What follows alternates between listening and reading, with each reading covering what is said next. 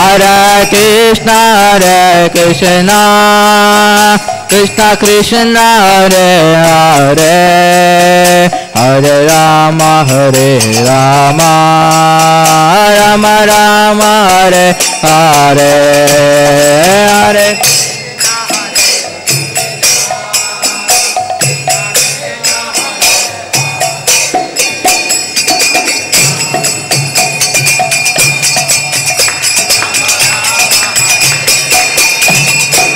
Hare Krishna Krishna Krishna Hare Hare Hare Rama Rama Rama Hare Hare Hare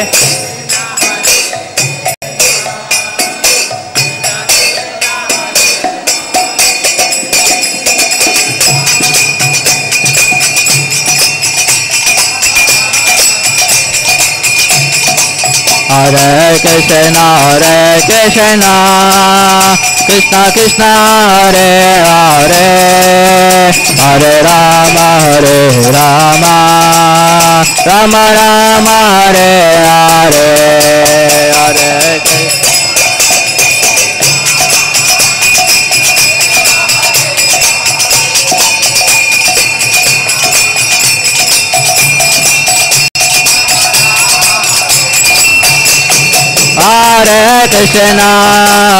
Krishna Krishna Krishna Hare Hare Hare Rama Rama Rama Hare Hare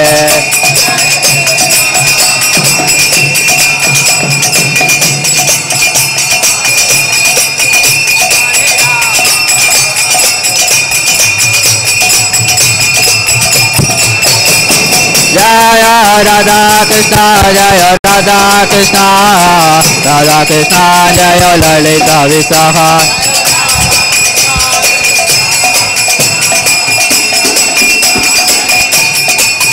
Jaya Gauranita Jaya Gauranita Gauranita Jaya Gauranita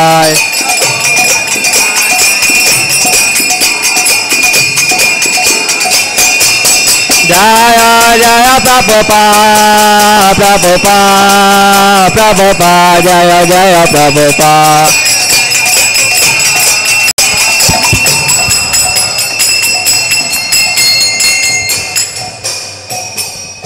Namo Vishwa Parabhag Svabharajagacharya Asra Sisi Videsi Bhaktivedanta Swami Srila Prabhupada Ki Jai Namacharya Haridas Thakur Ki Jai Pramsakaho Sri Krishna Chaitanya Prabhu Nityananda Sri Advaita Gadadhar Shiva Sri Gaur Bhaktivinoda Ki Jai Sri Sri Radha Krishna Gopa Gopida Shama Kunda Radha Giri Govardhan Ki Jai Sri Vrindavan Dham Ki Jai Navadvip Dham Ki Jai Ganga Shamana Tulsi Bhakti Devi Ki Jai Ananda Koti Vaishnava Vrinda Ki Jai Samaveta Bhaktivinoda Ki Jai Gopremanandi all glories to assembled devotees, all glories to assembled devotees, all glories to assembled devotees.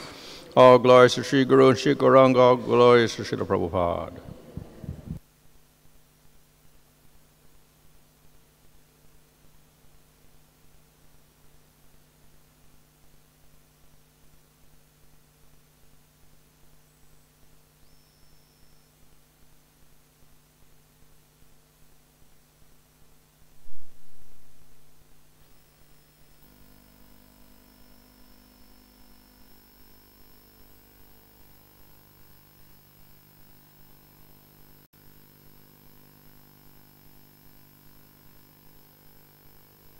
Jaya Radhama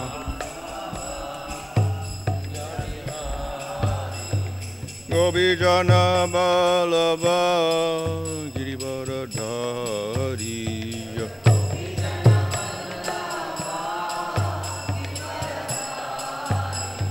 Yasoda Nandana Brajajana Ranjana Yasoda Nandana Brajajana Ranjana Jamuna Tiravana Chari Jamuna Jaya Radha Madhava Kunja Vihari Jaya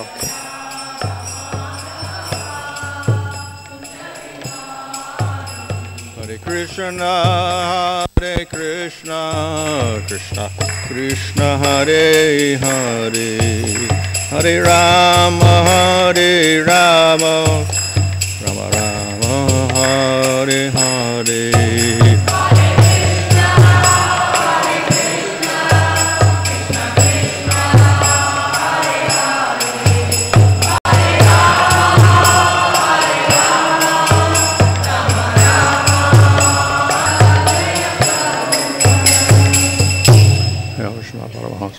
Acharya sadhakas Bhaktivedanta Swami Srila Prabhupada ki jai. Namacharya Haridas Thakur ki jai. Ramsakaho Sri Krishna Chaitanya Prabhu Nityananda Sri Advaita Gadadhar Shri Gaur Bhaktivinoda ki jai. Sri Sri Radha Krishna Gopa Gopita Sham Kunu Radha Kudididi Govardhan ki jai. Sri Vrindavan Dham ki jai. Navadvip Dham ki jai. Gang Shamana Tulsi Bhakti Devi ki jai. Ananta Koti Vaishnava Vrinda ki jai. Samavetta Bhaktivinoda ki jai. Go Premanandi, all glories to the Sam of the devotees, all glories to the Sam of the devotees, all glories to the Sam of the devotees, all glories to Sri Guru and Sri Guranga, all glories to Srila Prabhupada. Om Namo Bhagavate Vasudevaya. Om Namo Bhagavate Vasudevaya. Om Namo Bhagavate Vasudevaya. Om Vishnu Padaya Krishna Prastha Bhutade Shrimati Bhaktivedanta Swami Niti Namane Namaste Saraswati Deve Gauravani Prachadane Nirvishesha Shunyavani Paschatya Desha Tarane Sri Krishna Chaitanya Prabhu Nityananda Sri Advaita Gadadhar Shivasri Gaur Bhaktivinoda Hare Krishna Krishna Krishna Hare Hare Hare Rama Rama Rama Hare Hare. Read from Srimad Bhagavatam Canto 10 Chapter 38 Verse 1. Shri Sukha Uvacha Akvaropi Chatam Ratrim Madhu Purya Mahamati Ushitva Ratam Astaya Prayayo Nanda Gokulam.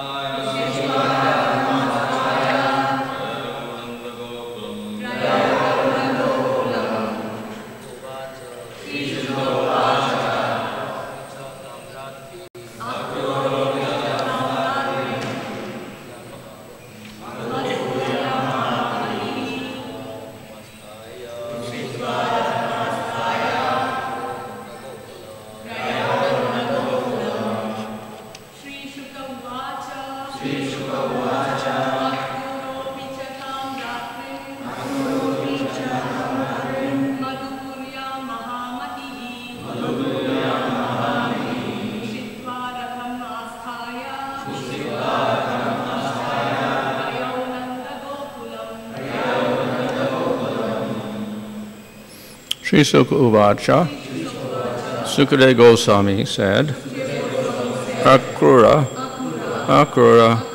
Apicha, and Tam, that, Ratrim, night, Madhu Puryam, in the city of Mathura, Mahamati, high-minded, Ushitva, remaining, Ratam, his chariot, Astaya, mounting, Prayayo, he set off, Nanda Gokulam, for the cowherd village of Nanda Maharaj. Translation, Sukadeva Goswami said, after passing the night in the city of Mathura, the high-minded Akrura mounted his chariot and set off for the cowherd village of Nanda Maharaj.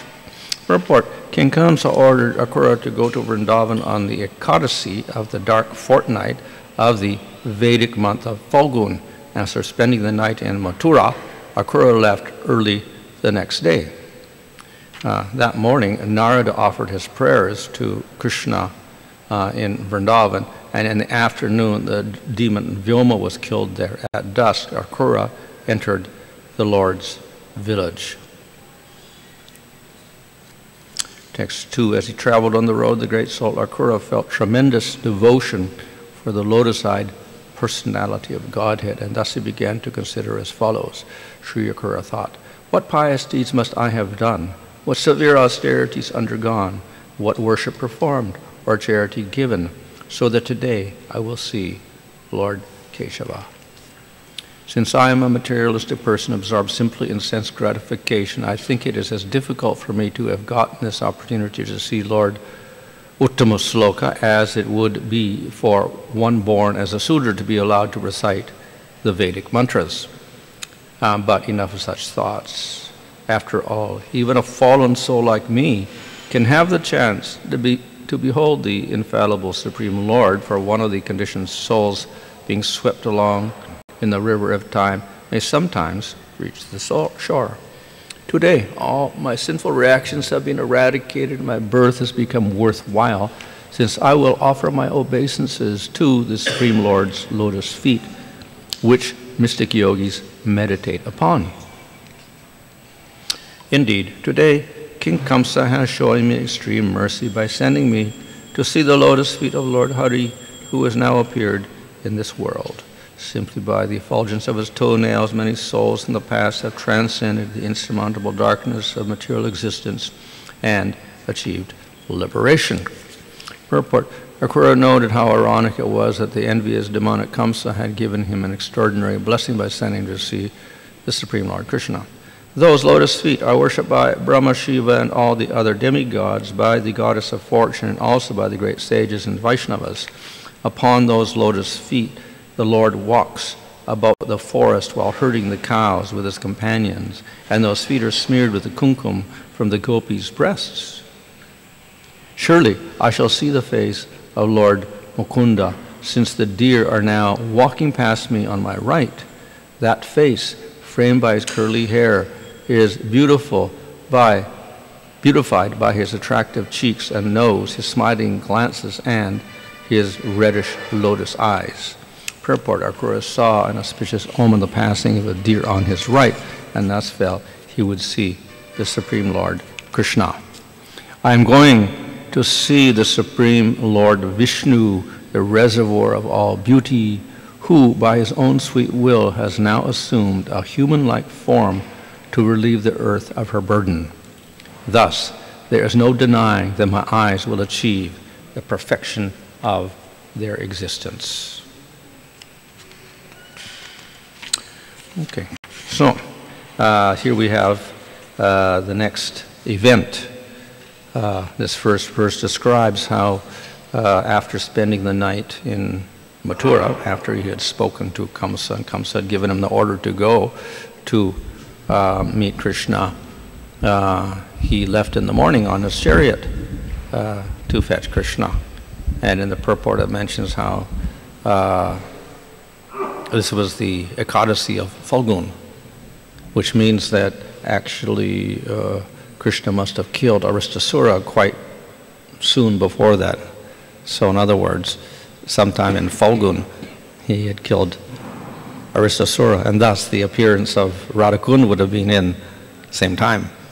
So it's a little bit strange how we celebrate the appearance of Radhakund in November, I think it is, yeah? After Govardhan Puja on the Astami or something like that. So I don't know how that happens, but according to this, it would have happened in Falgun month sometime, which is in the springtime. Just before Gaura Purnima, I suppose, or something like that. So anyway, this event is, all these events took place very close together. Killing of Aristasura, and then Narada Muni going to Kamsa, Narada Muni going to Vrindavan, speaking to Krishna, Krishna killing Keshi and Vyomasura, and then Akrura leaving next morning for Vrindavan on the Ekadasi. And then very quickly he came back also. He spent a night there, and then he came back. So he spoke to Krishna there, and he spoke to the others, and then he quickly returned with Krishna and Nanda Maharaj and all the others. So this verse, the other verses here describe how as he traveled he began to think. And he thought of his good fortune on getting to meet Krishna. So in this particular avatar of the Lord, Akrura and Yadus have not yet met Krishna, so they long to see him. Those who know that he was actually exchanged, etc., they long to see Krishna. So here he recognizes Krishna as the Supreme Lord, as well as being his relative. And he puts himself in a very low position and saying, I actually don't deserve to see the Lord, and perhaps I've done pious activities or austerities or whatever, and actually I don't deserve this because I haven't done any pious activities or austerities or charities, yet I'm getting this chance to see the Lord. Of course, this also is not technically true, because seeing the Lord does not depend on any of these things. It depends simply on devotion. But we'll see that often the devotees express themselves as, or the others like Sukadeva will say, the cowherd boys must have done great punyas to get Krishna as their friend, but it's not, cannot happen by normal punyas in the material world. It can only happen by bhakti. Of course, we can also take the meaning in another way, not pious activities, but rather the most auspicious activity, which is bhakti. And then by bhakti we attain the Lord. And tapa sometimes not refers to austerities, it also means meditation on the Lord.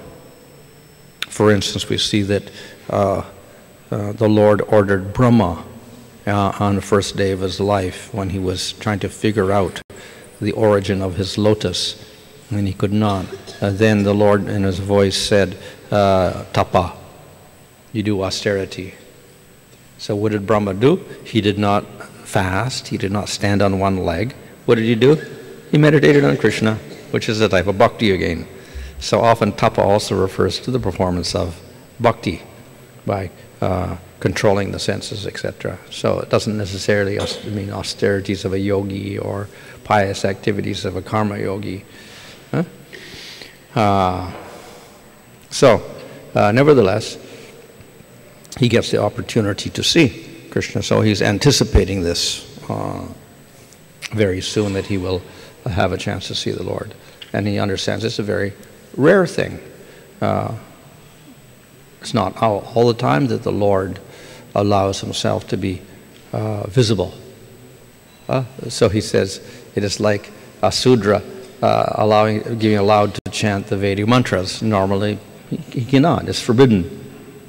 So then he says, how can a person like me see the Lord?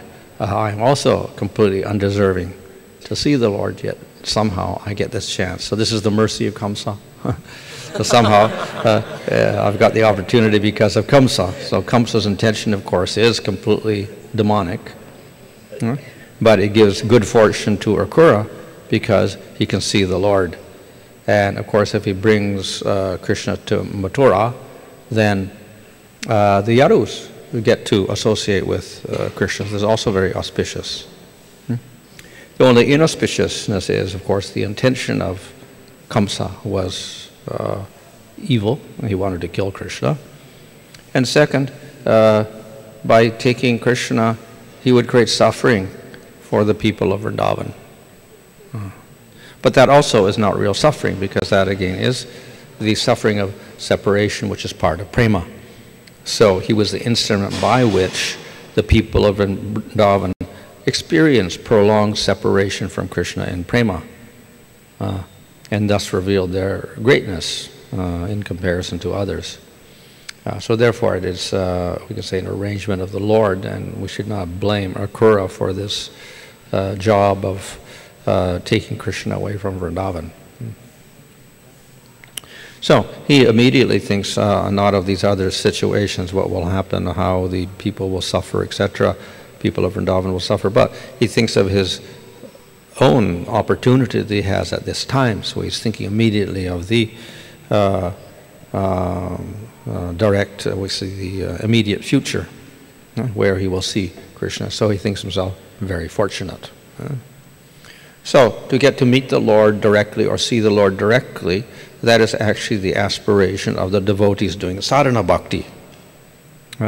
But we also know that simply seeing the Lord is not the goal ultimately, because along with the seeing, all the other senses observe the Lord, and then our action senses engage in serving the Lord.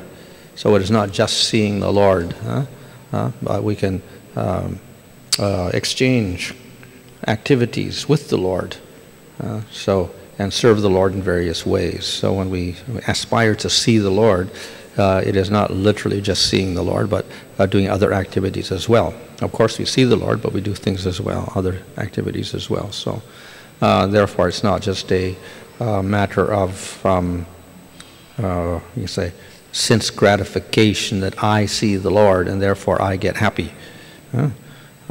It is an opportunity for serving the Lord. So when people, when devotees in the Bhagavatam express this, the idea that they will see the Lord or they are seeing the Lord, we should not think of it in a negative way, that it is passive and it's just self-enjoyment, etc. But it's actually one aspect of serving the Lord. So similarly, we have even in sadhana, we have darshan of the Lord. One goes to the temple and sees the Lord. So that is a type of bhakti. It's not a selfish endeavor. So even seeing the Lord itself, even if we don't do any other service, we are engaging the eye in serving the Lord. So we have various activities of bhakti using different senses. They're all there for service to the Lord. So the eye is engaged in seeing the Lord. So that is seva. The voice is used for kirtan, glorifying the Lord. The ear is used for hearing about the Lord, shravanam. Mind is used for remembering about the Lord. This is another service. So simply engaging the senses in the Lord, that is perceiving or expressing the Lord through the senses, that is actually service. So we should not think of service as only action using our hands and feet, but rather all the senses, when they are engaged in sensing the Lord, then it's actually called service. And it is all powerful in sadhana bhakti to help us advance to prema. So if we are almost qualified to meet the Lord, that's the bhava stage, we're not completely 100% pure and free of obstacles, still the Lord is very merciful, and at that point he reveals himself to the devotee. So therefore the goal of sadhana is fulfilled by bhava, and it's distinguished from sadhana. Bhava is distinguished from sadhana by the fact that bhava you see the Lord, and sadhana you don't see the Lord. So the goal of sadhana is to see the Lord. So we see the Lord in bhava, and of course we serve him with our various senses. So therefore this seeing the Lord in bhava is no longer sadhana, it is beyond sadhana. At the same time, it is not prema, because in bhava there are some obstacles, some anarthas are still there. So that's the difference. So when all the anarthas are gone, then that bhava becomes prema, and it is more intense, and then rasa fully manifests with the Lord. So in fact, prema is described as, or bhava is described as one ray of the sun of prema.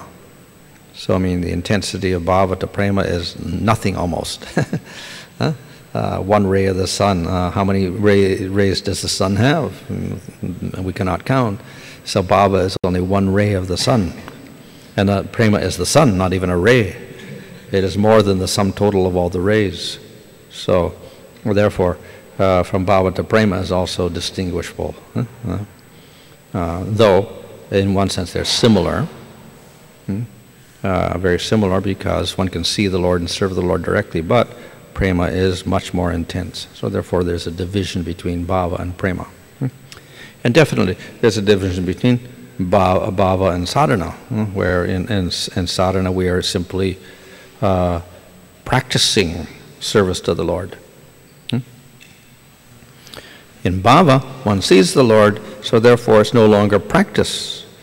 We are serving the Lord directly. In sadhana we are practicing serving the Lord, and we don't see Him directly. In bhava we directly see Him. So there's a difference there. These devotees like Akrura sometimes express themselves as being persons in the material world who do sadhana, etc. And that they're very fallen and they don't deserve to see the Lord. Actually, all the majority of the yadus are actually nityasiddhas. They're eternal associates of the Lord. So there's no question of having to do sadhana or being fallen and not concentrating on the Lord or having uncontrolled senses. But they think in this way. As great devotees, they think of themselves as being very, very unqualified to see the Lord. And thus we find expression of that in these verses. They talk about, Akrura talks about his sinful reactions. And by seeing the Lord, all of my sinful reactions will be eradicated, and my birth will be worthwhile. So he's assuming he had many, many births, and now by seeing the Lord, all the karmas and sins, etc., will be completely eradicated. But if he's a nityasiddha, that's not possible. He doesn't have any karma, he doesn't have any sins at all.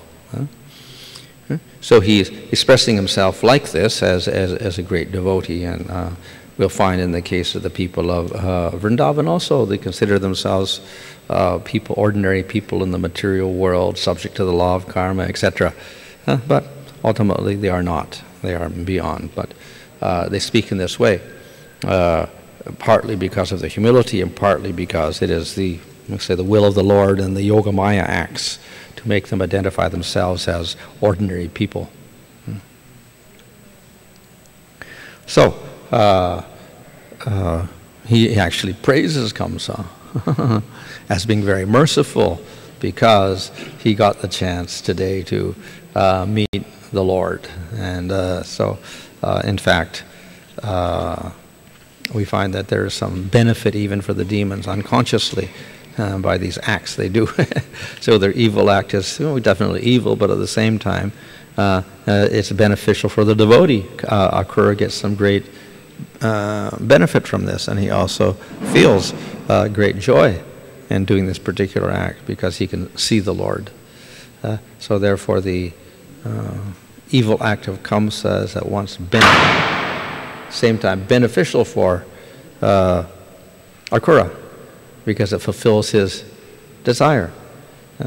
So in general, the devotees who haven't met the Lord, either because they're doing sadhana or if they're in separation in bhava or prema, when they're in separation, then they aspire to meet the Lord.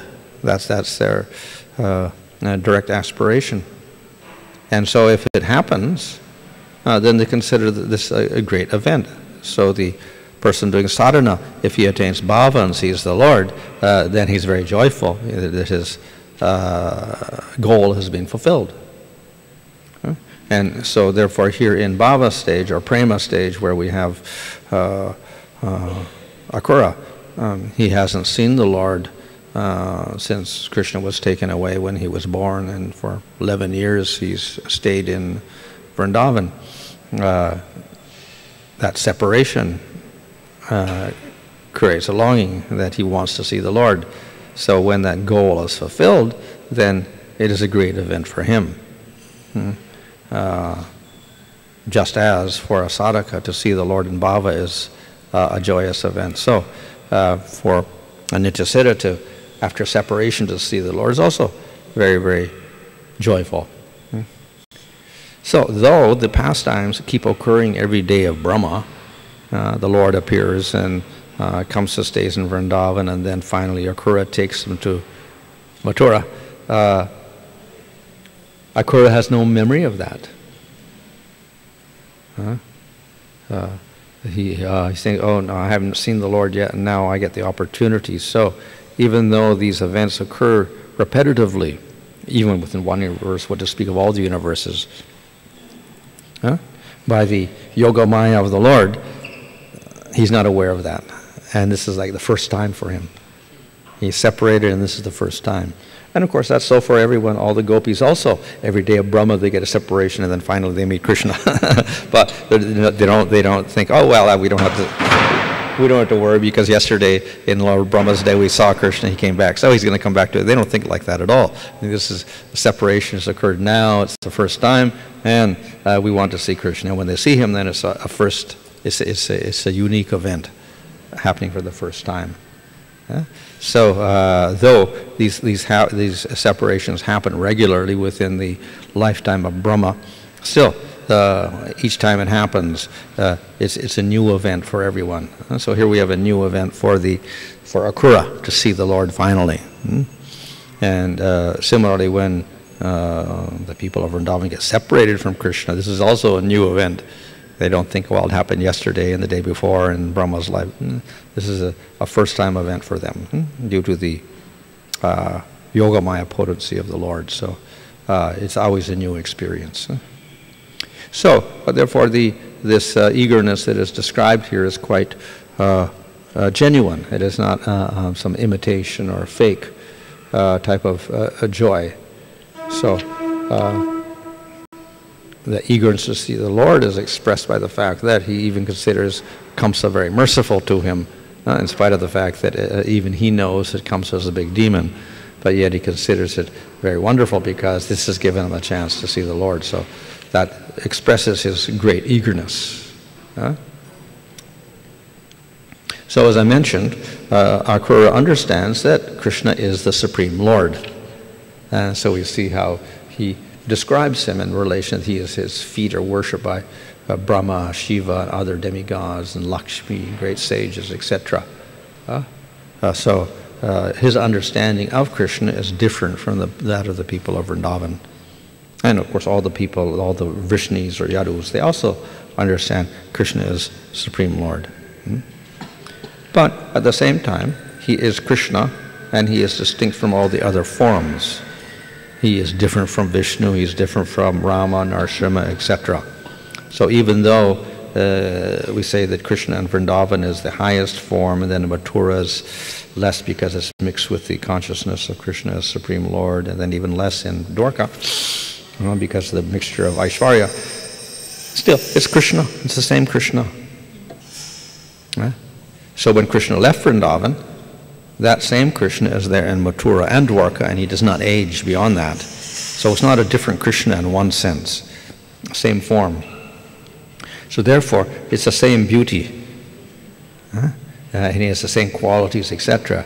The only difference is that the Aishwarya mixes with it, so therefore the sweetness is less and less in Mathura and Dwarka.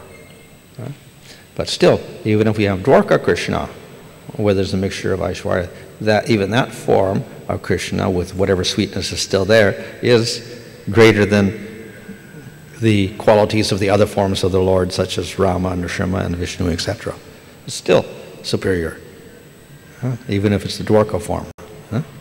And he's still, of course, it is the same form of Krishna. So in any case, Krishna maintains his supreme position as Swayam Bhagavan, even in Dwarka.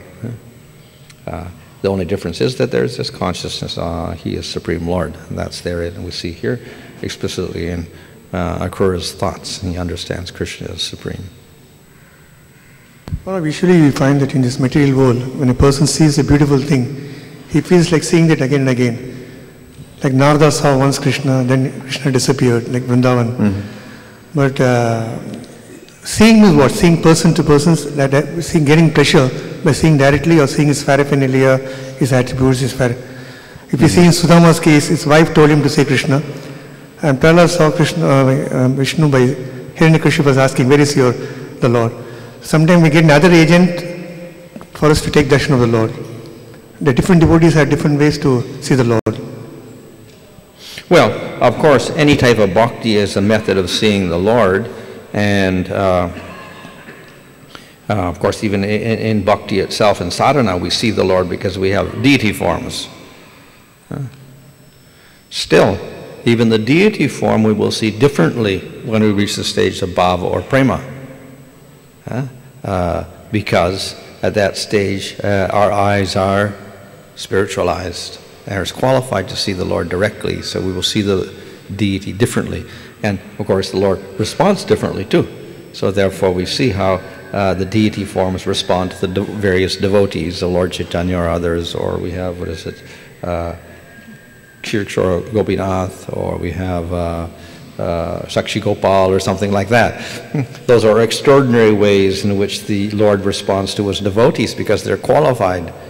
Before a certain level, he won't do that, but after a certain level, yes, the Lord interacts. So, in other words, he can appreciate the direct presence of the Lord within the deity, and the deity responds to that. But you need the eyes to do that.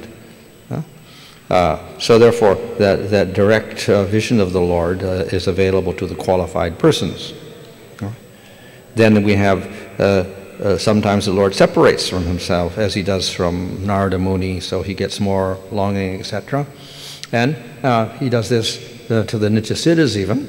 You see, he separates himself from all the people of Vrindavan for a long period of time. And this again gives rise to stronger and stronger desire for the Lord. And then finally, of course, the Lord fulfills that desire and meets them. But when they are separated from the Lord, even then the Lord becomes present. So internally, the Lord manifests himself. So they're not completely separate from the Lord. Even in separation, they have an internal manifestation of the Lord called spurti. But still, many of the devotees are not satisfied, especially the gopis. And cowherd boys are more or less satisfied with that. But the gopis are never satisfied with that. They want to have Krishna directly and serve Krishna directly. So that's why they refuse the letter of Krishna when he says, oh, you can meditate upon me and this and that and whatever. And yes, meditation is non-different from seeing the Lord, but still, and Manasa Puja is non-different from direct worship of the Lord, but still there is something special about direct presence of the Lord. So this is what the gopis desire. They want to directly have the Lord in front of them and serve him. Can you say that? We find there is no example in Kali Yuga, the Lord directly comes in personal form, except Archa Murti. Like unlike the previous Yuga, the Lord used to come directly in front of Dhruva Maharaj. Well, Avatar, Chaitanya Mahaprabhu. I mean, Shyam Sundar Krishna, like Krishna coming directly. Oh, well, he only appears in Dwarpa Yoga, and once in a day of Brahma, so it's only one time he appears like that. But each devotee, of course, by his presence, his sadhana, he can achieve that. Now, of course, for great devotees in Lord Chaitanya's pastime, like someone like Ramananda Roy, he revealed himself as Krishna. Or Sarvabhauma Bhatta, he revealed himself as Krishna, Rama, and Chaitanya Mahaprabhu simultaneously as Sadbhuj. So the Lord does sometimes reveal himself, Lord Chaitanya reveals himself as Krishna as well to qualified devotees. We see that when Uddhava come to Vrindavan, although Uddhava was trying to pacify the gopis, but when Uddhava was explaining that, see, Krishna is in Mathura, why are you crying here? But gopis are feeling the presence of Krishna. They're feeling, although Krishna is not there. Okay, so what kind of this darshan? It's also seeing the Krishna. It's like meditating. It's also meditation, one kind of meditation we can say. Means without, also Krishna is not there, but they are feeling the presence of Krishna. Yeah, so that's called the spurti, where Krishna manifests himself internally. And so it gives some sort of satisfaction to them. If that is not there, then definitely they would all die from separation. So it's some sort of consolation and separation that the Lord appears internally to them. So it gives them satisfaction. It was not complete, so they want the direct manifestation of the Lord. And the question, you're explaining that the bhava and prema. This bhava is like one rays of sun, one rays of sun, and prema is like the sun itself. But the source of the rays is the sun. But can you say that as it is, as the rays, sun is the source of the rays, even rays also prema? Rays, the sun rays, it's also we can consider as a prema because the sun is there. Well, it says similar. Just as we sometimes compare the jiva to a particle in the ray of the sun, and the Lord is the sun. So we do that to show their similarity in terms of consciousness and some free will and other qualities. At the same time, differences there. So in the same way, bhava and prema are similar because one sees the Lord, one has spiritual eyes, one can serve the Lord, etc. But there's also difference. What is the difference? The intensity is much more in prema, rasa is fully manifested, no more anarthas, and no obstacles at all. So there is a difference also, we can say. I can see, how can you say that there is no obstacle in the prema? We see a lot of obstacle in the prema. Oh, those obstacles are not material obstacles. They're all within the pastimes. So the parakya rasa has the obstacle of the gopis having husbands, so that is not a material obstacle. That is an arrangement of the Lord within the spiritual world or within the pastimes in the material world. So it's not the same type of obstacle. When we talk about the obstacles in bhava, that refers to there is still some material tinge left, which can cause that devotee to fall, as in the case of Bharat. And he became attached to a deer, and then he fell from his position. So that is some material anartha is still there in bhava stage.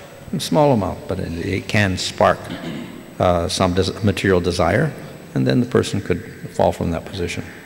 The question was, you are saying that the goal of sadhana bhakti is bhava bhakti, to achieve the bhava bhakti. But in the bhava bhakti, we can say, one time, we can have darshan of one time of the Lord, not always. But then why did the goal of sadhana bhakti is bhava bhakti? Because we want to see the Lord always. Well, ultimately it's prema, but it goes through bhava. So in other words, the definition of sadhana is a manifestation of bhava. And bhava refers to sthayi bhava, which means the relationship with the Lord, specific relationship of Santa, Dasya, Sakya, Vatsalya, Madhurya is established and manifest within the jiva at that point. It may not be fully developed with rasa, but at least the sthayi bhava is there. The other elements like anubhavas and vyabhacharya bhavas may not be fully manifested. Some of them, but not fully. So simply to get that sthayi bhava established, the sthayi bhava implies presence of the Supreme Lord. You can't have a sthayi bhava without the Lord. So we have the jiva, and we have the Lord, and we have the sthayi bhava between them. And the Lord obviously has his form and his qualities manifested, and the jiva must have a spiritual form in order to perceive and exchange with the Lord in a sthayi bhava. So that it manifests in bhava stage. We can say that's the immediate goal of sadhana. The ultimate goal, of course, is prema, but immediately it is bhava. So after bhava, we don't call it sadhana, even though one engages the senses at that stage, it becomes anubhavas instead. So it's not activities of sadhana bhakti, but angas of sadhana bhakti. It becomes anubhavas at that stage because it is done out of emotion, not out of desire to attain or meet the Lord, because one's already met the Lord. We can say that in sadhana bhakti, that devotee perform different kind of sadhana. Bhava bhakti also we can say sadhana then, because there is activities. Well, in comparison to prema, it's a sadhana. He's called a sadhaka in relation because it's not complete yet.